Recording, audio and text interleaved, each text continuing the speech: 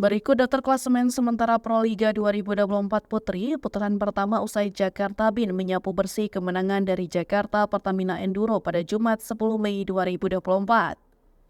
Daftar klasemen ini dihimpun berdasarkan hasil pertandingan Jakarta Bin versus Jakarta Pertamina Enduro yang berlangsung di Gedung PSSI Palembang hari ini, di mana laga yang menyuguhkan persaingan Super Beach Match antara Jakarta Bin versus Jakarta Pertamina Enduro memberikan perubahan dalam daftar klasemen.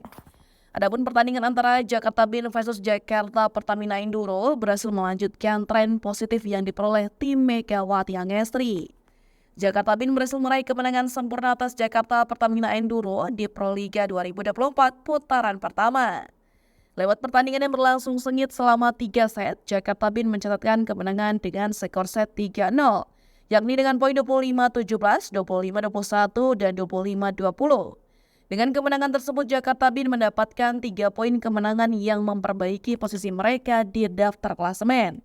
Berdasarkan daftar klasemen terbaru, Jakarta Bin melejit ke peringkat kedua dengan total 10 poin yang mereka bubuhkan. Perolehan poin tersebut juga memepet keunggulan Jakarta Popsi Popolwan meraih kemenangan sempurna atas Bandung BJB Tandamata pada pertandingan Kamis 9 Mei 2024 kemarin.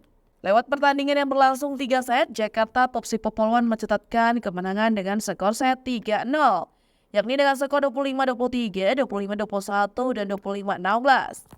Dari 3 tambahan poin tersebut, Jakarta Popsi Popolwan menghuni peringkat pertama klasemen dengan total 11 poin dari 4 pertandingan yang dilakoninya di Proliga 2024.